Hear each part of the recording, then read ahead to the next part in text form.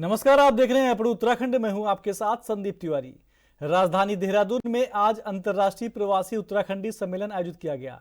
मुख्यमंत्री पुष्कर सिंह धामी की पहल पर 17 देशों में रहने वाले उत्तराखंडी एक साथ जुटे सम्मेलन में उत्तराखंड में निवेश की संभावना, हॉस्पिटैलिटी, वेलनेस, कौशल विकास, विदेश में रोजगार और उच्च शिक्षा के साथ ही उद्यान जड़ी बूटी में संभावना विषय पर पैनल डिस्कशन भी किया गया है। बता दें कि दिसंबर 2023 में आयोजित इन्वेस्टर समिट से पहले धामी विदेश के दौरे पर गए थे, जहां प्रवासियों ने उनका उत्तराखंड की रीति परंपरा से स्वागत किया था। इस दौरान तमाम सफल लोगों की सीएम से मुलाकात भी हुई थी।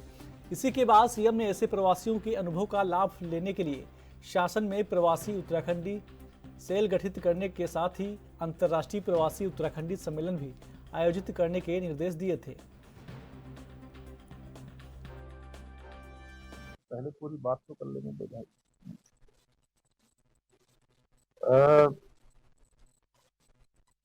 हमने सभी प्रवासियों से ये अनुरोध किया था कि वो आए अपने अपने पैतृक स्थानों पर, अपने अपने गांव, एक एक गांव को कम से कम वो गोद लें, अडॉप्ट करें। और उसमें बड़ी संख्या में आज देश और दुनिया के लोगों ने, लगभग 30 लोगों ने अभी तक इस काम को आगे बढ़ा दिया है। अनेक गांव ले लिया, अपने अपने गांव की ओर जा रहे हैं। सरकार की ओर से जो भी उनको सहयोग चाहिए उसमें सरकार करने के लिए तैयार है। हम चाहते हैं कि हमारे प्रवासी भाई बहन भी वो हमारे राज्य के ब्रांड एम्बेसडर बनकर दुनिया के देशों में काम करें। और आज उनको खुशी हो रही है। अभी मैं काफ़ी लोगों से, क्योंकि उद्घाटन सत्र अभी समाप्त हुआ है, उसके बाद अन्य सत्रों में भी उनका यहाँ पर चिंतन होना है, मंथन होना है, कई सारी चर्चाएं होनी है। तो सभी ने कहा कि हम नया उत्तराखंड देख रहे हैं, उत्तराखंड की प्रगति में हम लोग भागीदार बनना चाहते हैं और हमको खुशी हो रही है यहाँ पर जिस प्रकार की तरक्की हो रही है, जिस प्रकार से आज हर क्षेत्र में उत्तराखंड आगे बढ़ रहा है। अब पूछिए। मुख्यमंत्री पुष्कर सिंह धामी शनिवार को चमोली निर्माणाधीन ऋषिकेश कर्णप्रयाग रेल लाइन परियोजना का स्थलीय निरीक्षण किया और वहां काम कर रहे विभागीय अधिकारियों से भी बात की। इस दौरान सीएम धामी ने रेल विकास निगम लिमिटेड के अधिकारियों से रेलवे स्टेशन पर किए जा रहे कार्यों, अवस्थापना सुविधाओं और परियोजना की प्रगति के बारे में विस्तार से जानकारी ली। इस दौरान मुख्यमंत्री ने परियोजना में अपनी महत्वपूर्ण भूमिका निभा रहे श्रमिकों से मुलाकात कर उनकी भी कुशलक्षेम जानी।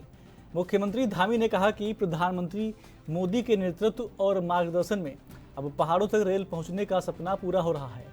मुख्यमंत्री ने देवभूमि की जनता की ओर से प्रधानमंत्री का आभार व्यक्त करते हुए कहा कि अवस्थापना विकास के क्षेत्र में प्रधानमंत्री ने उत्तराखंड राज्य को अनेक सौगातें दी हैं, जिसमें ऑल वेदर रोड, हवाई कनेक्टिविटी, रेल लाइनों के निर्माण से उत्तराखंड में आवागमन के साथ सभी प्रकार की सुविधाएं शामिल हैं।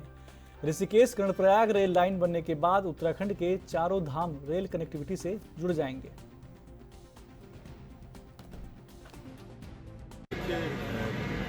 ये रेल योजना अपने आप में एक अलग प्रकार की योजना है और इस रेल योजना के लिए इसकी स्वीकृति के लिए मैं आदरणीय प्रधानमंत्री श्री नरेंद्र मोदी जी का बहुत धन्यवाद करता हूँ। देवभूमि उत्तराखंड की जनता की तरफ से इसका काम तेजी से चल रहा है, लेकिन आप सब देख रहे होंगे कि पहाड़ों के बीच से टनल बनाना और उस पर फिर सब और काम करना बड़ा कठिन काम है। लेकिन उसके बावजूद भी हमें उम्मीद है कि 2026 तक इसका प्रथम फेज चालू हो जाएगा, 2026 के अंत तक, और बाकी काम भी तेजी से चलेगा।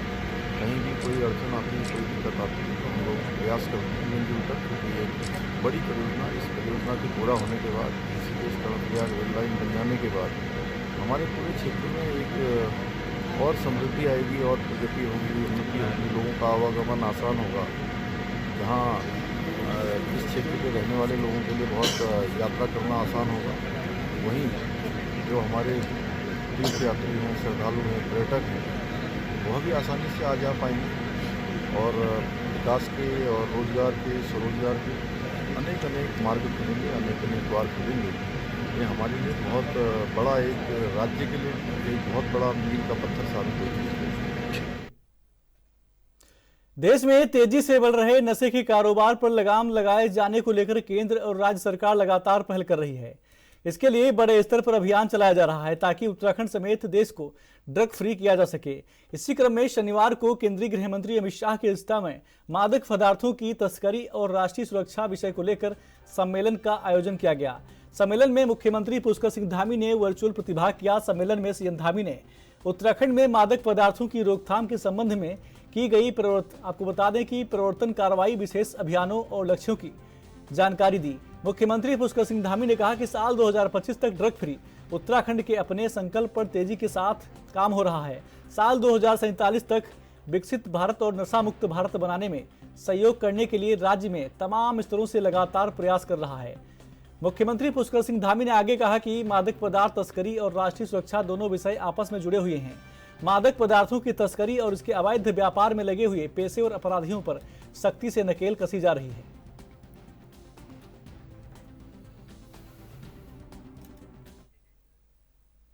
ऋषिकेश में कांग्रेस से मेयर पद के प्रत्याशी दीपक जाटव को जीत दिलाने के लिए पूर्व मुख्यमंत्री हरीश रावत ने कार्यकर्ताओं में जोश भरा। उन्होंने कार्यकर्ताओं को जीत का मंत्र देते हुए मतदाताओं से दीपक के लिए अपार समर्थन देने के लिए कहा। हरीश रावत ने ऋषिकेश में नगरीय मंत्री प्रेमचंद्र अग्रवाल और निवर्तमान मेयर अनीता ममगाई के बीच 5 सालों तक चली खटपट पर भी चुटकी ली। हरीश रावत ने कहा कि मंत्री और मेयर की खटपट का खामियाजा शहर की जनता ने भुगता है। ऋषिकेश में कोई विकास कार्य नहीं हुआ है।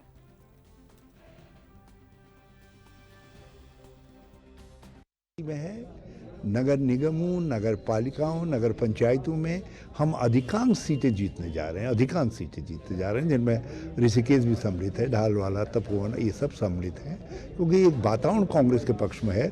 लोग भाजपा के से त्रस्त है और ऋषिकेश तो विशेष तौर पर त्रस्त है, क्योंकि मंत्री नगरीय मंत्री होते हुए भी उन्होंने ऋषिकेश को पराया बना दिया। इसलिए बना दिया क्योंकि मेयर से उनकी बनती नहीं थी।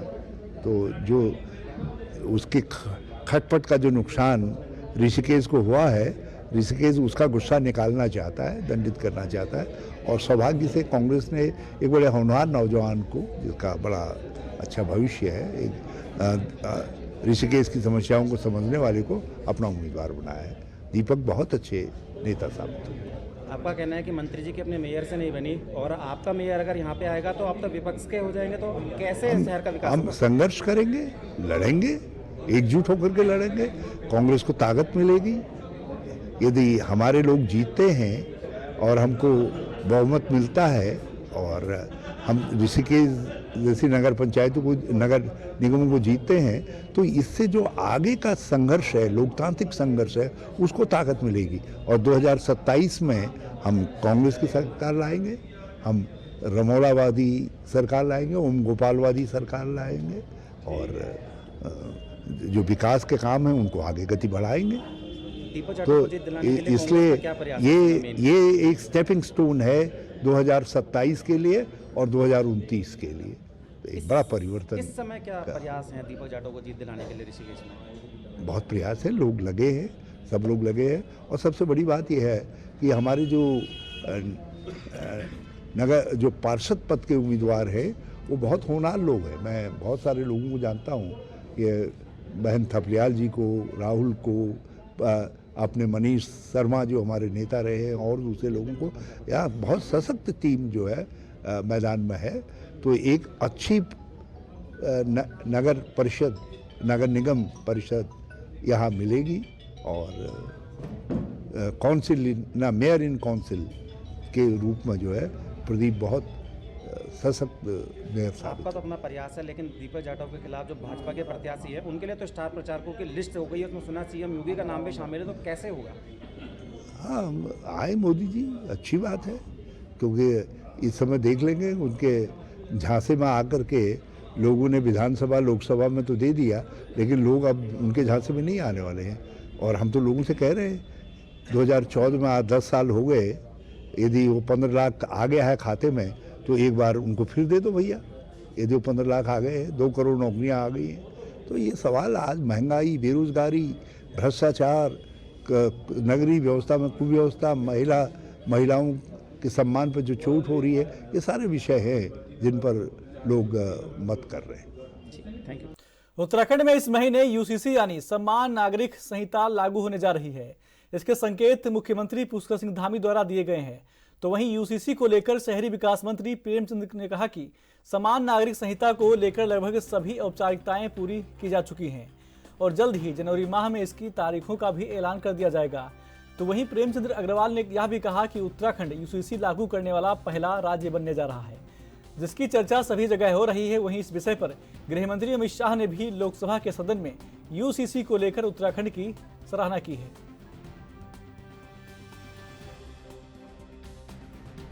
अब लगभग माना जा रहा है कि किसी भी समय आ सकता है। कितनी संभावना है कि जल्द से जल्द हमें मिल जाएगा? देखिए, हम इस बात का गौरव अर्जित करने वाले हैं कि यूसीसी के लिए हमारा प्रदेश पहला प्रदेश होगा कि देश भर में जो यूसीसी ला के आज अपना एक कीर्तिमान स्थापित करने जा रहा है। और आप ये भी जानते हैं कि जब लोकसभा में बहस चल रही थी तो माननीय गृह मंत्री आदरणीय अमित शाह जी ने भी उत्तराखंड के यूसीसी के बारे में उस लोकसभा के पटल में हम सबको सराहा।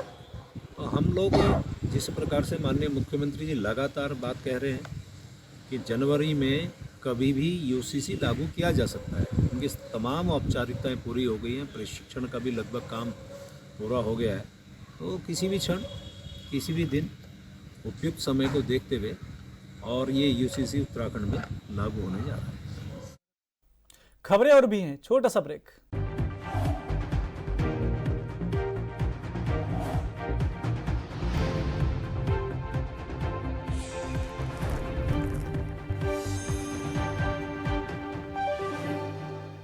ब्रेक के बाद स्वागत है आपका। खबरों में आगे बढ़ते हैं।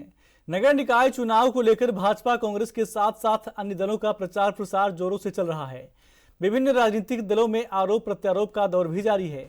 भाजपा और कांग्रेस के साथ निर्दलीय प्रत्याशी भी अपनी जीत का दावा कर रहे हैं। वहीं बीजेपी की राज्य मंत्री मधु भट्ट ने कहा कि प्रत्येक कार्यकर्ता योग्य और सक्षम है, लेकिन टिकट एक को ही दिया जाता है। एक को ही जिताना बीजेपी का लक्ष्य है। कमल का फूल सर्वप्रथम है। किसी कार्यकर्ता की इच्छा पूर्ति नहीं हुई है, लेकिन संगठन कहीं न कहीं उस कार्यकर्ता को स्थान देता है। इसके साथ ही उन्होंने कहा कि कई असंतुष्टों को मनाने का प्रयास भी किया गया है, लेकिन जो कार्यकर्ता नहीं माने हैं उन पर निष्कासन की कार्रवाई भी की गई है। वहीं कांग्रेस के वरिष्ठ नेता अमेंद्र बिष्ट ने कहा कि नगर निकाय चुनाव को लेकर कांग्रेस पूरी तरीके से तैयार है। जनता पार्टी का एक संगठन है और संगठन सर्वोपरि है। प्रत्येक कार्यकर्ता को ये पता है और हम सभी कार्यकर्ता, चाहे उसमें वरिष्ठ पदाधिकारी क्यों ना हो, सभी लोग संगठन की जो रीति नीति है, जो विचारधारा है, कार्य प्रणाली है, उसी को लेकर चलते हैं। अभी जिस प्रकार से स्थानीय निकाय के जो चुनाव हमारे जोर शोर पर चल रहे हैं और टिकट, क्योंकि प्रत्येक कार्यकर्ता जो है वो बहुत ही सक्षम है, योग्य है, लेकिन टिकट एक को ही दिया जाता है और एक को जिताना हम सभी का एक लक्ष्य है कि हम पार्टी जो है वो सर्वप्रथम है। कमल का फूल का निशान सर्वप्रथम है और हम सभी लोग, अगर उसमें किसी कार्यकर्ता की कोई उसकी जो इच्छा थी वो इच्छा की पूर्ति नहीं हुई, लेकिन उसको संगठन कहीं ना कहीं उसको स्थान देता है। लेकिन हमने मनाने का प्रयास भी किया। समन्वय समिति की हमारी जो बैठकें हुई उसमें हमारे जो पदाधिकारी वरिष्ठ गण हैं वो गए भी, उनको कार्यकर्ताओं को समझाने का प्रयास किया, बागियों को। लेकिन बागी अगर जो डेट दी थी हमने 8 तारीख तक दी थी, अगर वो नहीं माने तो उसके बाद हमने अनुशासनात्मक कार्रवाई की और उनको 6 साल के लिए निष्कासित भी किया। ये बहुत ही आवश्यक था। इसमें देखिए, ये जीत हार से मतलब नहीं है। इसमें है पार्टी एक अनुशासन पे चलती है और हमारी जो पार्टी है वो एक अनुशासन पर ही आधारित जो हमारा जो कार्यकर्ता है वही काम करता है और टिकट तो एक को ही दिया जाता है। और जो चुनाव है निश्चित रूप से इस बार जो है कमल के फूल का निशान है, वही जीतेगा। और इसमें अगर बागियों ने जिस प्रकार से जो बागी हुए हैं उनको भी पार्टी से बाहर का रास्ता दिखा दिया है। नगर निकाय चुनाव को लेकर के पार्टी पूरी तरीके से तैयार है। पार्टी के वरिष्ठ नेता उत्तराखंड के सभी निगमों में, चाहे वो देहरादून हो, चाहे पिथौरागढ़ हो, चाहे रुड़की हो, हरिद्वार हो, काशीपुर हो, हल्द्वानी हो, सभी नगर निगमों में पूरी ताकत कांग्रेस पार्टी ने झोंकी है। इसके अलावा प्रत्येक नगर पालिकाओं में कांग्रेस पार्टी ने अपनी एक टीम बना कर के जो है चुनाव अभियान शुरू किया है। निश्चित तौर पर भारतीय जनता पार्टी के कुशासन को लेकर के जनता में नाराज़गी है और जनता के जो आज प्रेम है उसको देख कर के ऐसा लगता है कि इस बार सभी निगमों में कांग्रेस के प्रत्याशी जीत दर्ज करेंगे। हाँ बिल्कुल, जहाँ तक बागियों का सवाल है, पार्टियों में अनुशासन को बनाए रखने के लिए को लेकर के ज़रूरी है कि बागियों पर कार्रवाई की जानी चाहिए थी और कांग्रेस पार्टी ने, हमारे शीर्ष नेतृत्व ने ऐसे बागियों को जिनके लिए पार्टी हमेशा आगे बढ़ाने का काम करती रही और आज नगर निकाय में अगर उनकी कुछ ऐसी गतिविधियां हैं, पार्टी खिलाफ वो काम कर रहे हैं, तो उनको हटाया गया है और इनसे कोई नुकसान होने वाला नहीं है, क्योंकि जो लोग पार्टी के प्रति समर्पित नहीं होते और बगावत करते हैं तो ऐसे लोगों से पार्टी को कोई नुकसान नहीं होता। वन मंत्री सुबोध उनियाल कोटद्वार पहुंचे। वन मंत्री सुबोध उनियाल ने पार्षद के कार्यालय के उद्घाटन के दौरान कार्यकर्ताओं को भी संबोधित करते हुए कहा कि कांग्रेस ने पहले ही हार मान ली है। कांग्रेस को चुनाव लड़ने के लिए कोई मर्द नहीं मिला है। वन मंत्री की टिप्पणी के बाद कांग्रेस मेयर प्रत्याशी रंजना ने कहा कि ऐसे टिप्पणी से कहीं न कहीं वन मंत्री ने महिलाओं की काबिलियत पर सवाल खड़ा कर दिया है और महिलाओं का अपमान किया है। हमारे देश की प्रथम महिला राष्ट्रपति भी एक महिला हैं। उत्तराखंड की विधानसभा अध्यक्ष और विधायक भी एक महिला हैं। बीते 15 सालों से कोटद्वार की बागडोर महिलाओं ने ही संभाली हुई है। जहां एक और महिलाएं चांद की दूरी नाप चुकी हैं, ऐसे में इस तरह की टिप्पणी अपमानजनक है। बयान था ये माननीय सुबोध उनियाल जी का, और हम यही कहना चाहते हैं, जैसे आपने कहा कि एक औरत चांद की दूरी तय करके आ गई और कहाँ किस किस फील्ड में महिला नहीं है। हर एक फील्ड में आज सर्वोच्च पद में भी हमारी महिला है, उत्तराखंड के सर्वोच्च पद में भी महिला है। तो ये बहुत ही उनकी सोच बताती है, भारतीय जनता पार्टी की सोच बताती है कि वो महिलाओं का कितना सम्मान करते हैं। बेटी बचाओ बेटी पढ़ाओ की बात कर रहे हैं वो, और आज इस तरीके के बयान करके उन्हें पूरी नारी शक्ति को शर्मसार किया है। और बहुत दुख की बात है कि इस प्रकार की सोच इनकी है भारतीय जनता पार्टी की। तो हमेशा बिल्कुल निर्णय लेंगे। ये बहुत ही अपमानजनक उन्होंने टिप्पणी एक बार नहीं, दो बार नहीं, कई जनसभाओं में किया है। ये उन्होंने सोच समझ के ये बयानबाजी करी है। इसमें तो उनके लिए माफी भी उनको कोई महिला नहीं देगी। जहाँ तक मुझे लगता है कि पूरे कोटद्वार की नहीं, अभी तो पूरे उत्तराखंड और पूरे भारत की महिला उनको माफ नहीं करेगी इस बयान में। उन्होंने कैसे बोल दिया। हमारी पार्टी ने एक महिला और एक युवा को सामान्य सीट पे टिकट दिया है, तो एक मिसाल पैदा करी है उन्होंने। वो महिला सशक्त होगी, कहीं ना कहीं सामाजिक कार्यों में बढ़ चढ़ के हिस्सा लिया होगा। आज जो हमारी मातृशक्ति ने जो जन सैलाब उतर के आ रहा है रंजना रावत के साथ, अगर कहीं ना कहीं हम जन मुद्दों पे खड़े हुए हैं, तभी जाकर हमारी मातृशक्ति और युवा शक्ति और बड़े बुजुर्ग बहुत प्यार और बहुत दुलार उमाड़ रहे हैं। कैबिनेट मंत्री प्रेमचंद अग्रवाल के पुत्र पीयूष अग्रवाल के खिलाफ लैंसडाउन डिवीजन की लालढांग रेंज के खैर खाल में रिजॉर्ट बनाने के नाम पर निजी नाप भूमि में संरक्षित प्रजाति के पेड़ काटने के मामले ने तूल पकड़ लिया है। इस मामले को लेकर उत्तराखंड क्रांति दल ने अपनी तीखी प्रतिक्रिया दी है। यूकेडी के वरिष्ठ नेता डॉक्टर शक्ति सैल कपरवान ने कहा कि एक और आम आदमी को सरकार उनके जल जंगल और जमीन के कानूनों के मूल अधिकार से वंचित कर रही है, तो वहीं दूसरी ओर उनके मंत्रियों को कुछ भी करने की खुली छूट मिली हुई है। गौरतलब है कि कैबिनेट मंत्री प्रेमचंद अग्रवाल के बेटे पीयूष अग्रवाल ने लैंसडाउन डिवीजन की लालढांग रेंज के खैर खाल में नाप भूमि पर 26 पेड़ काट दिए थे, जिनमें 2 पेड़ संरक्षित प्रजाति के भी थे।